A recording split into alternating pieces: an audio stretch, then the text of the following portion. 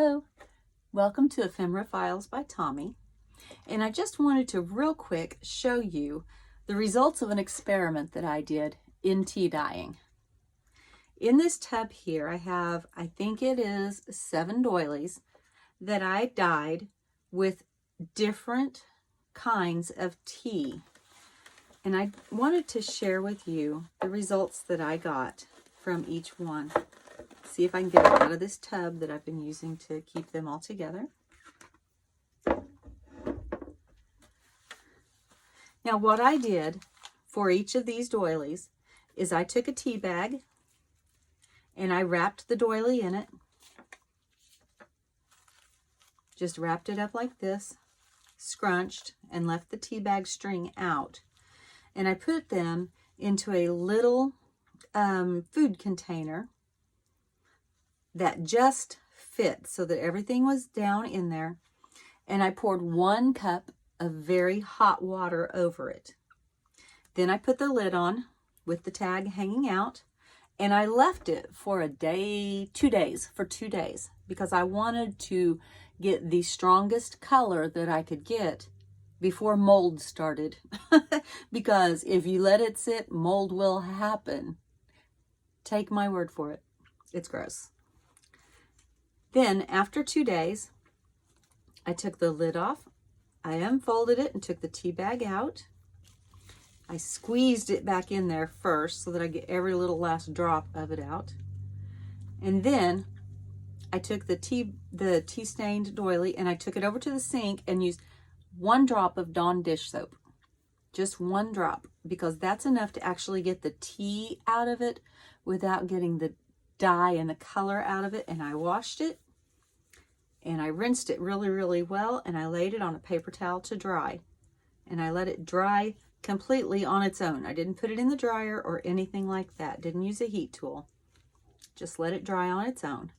And so for each of these different teas, I kind of got a different results that I liked, results that I didn't like, and some that it didn't even really look like it had done anything at all. So I know what I like worked best.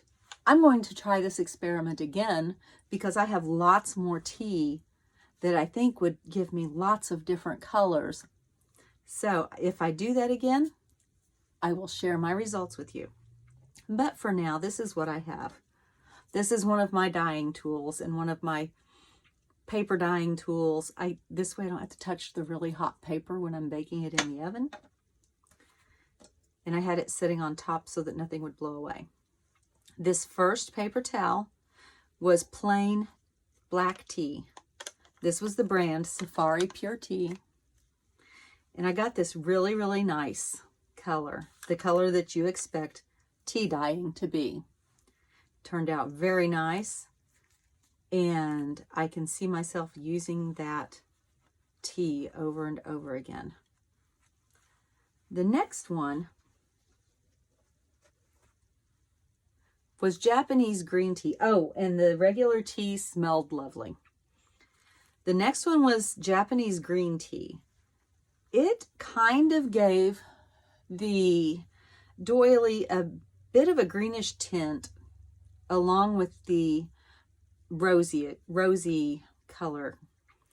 It's a little bit odd, and it didn't really smell good. I mean, it has no smell now, but it didn't smell good when I took it out. It just, I don't know if it's because it's green tea that the odor changes, because I like the smell of green tea when it's fresh. But that's a nice color, so I'll probably use that again as well. Is that 1 paper towel? Yes. The next one was pomegranate pizzazz herb tea. This one was disappointing because I fully expected this tea, when you make it and you drink it, it is red. It is red. This is not red. This is almost a dirty gray color. So this one, I probably won't do the pomegranate pizzazz again because I feel like it was a bomb. If you're looking just to make it look old, that's fine. If you're looking to make it a nice color, I'm not so much a big fan of that one. The kombucha tea, I kind of liked it. It stunk to high heavens when I opened it up. I did not like that at all. I like the color. It's a little bit pink and it's got just a little bit of a greenish tinge to it, which it was green tea kombucha, so that doesn't surprise me. I'm not disappointed with this one. I just did not like the smell of it. And since I got that same color from the regular green tea, I think I'll stick with that, because the green tea, even though it didn't smell great, didn't smell as bad as this. Granted, after you wash it out and put it into a journal, it really doesn't have much smell, but while I'm making something, I really would rather it didn't stink. Although I will continue to make red cabbage dyed papers because I love the color. So there you go. This one was a Mexican sweet chili, and I fully expected it to have an orange tint because the tea has an orange tint. When you make it, you can kind of see on the bag that it's a little orangey. But it has almost no color. It looks almost the same as it did when I put it in there. It's just very, very slightly tinted. So I probably won't use that one again either. The chamomile tea turned kind of a dingy gray.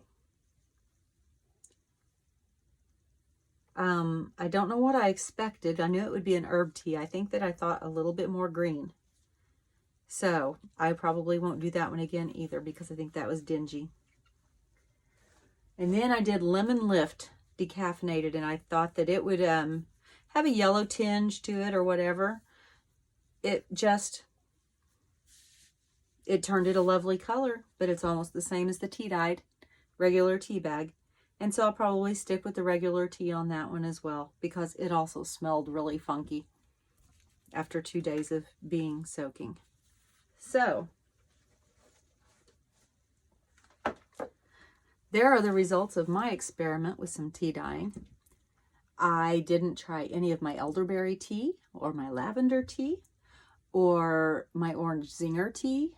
Different teas like that I am going to go ahead and go back and try sometime, and we'll see what my results are on that. And I will share those with you.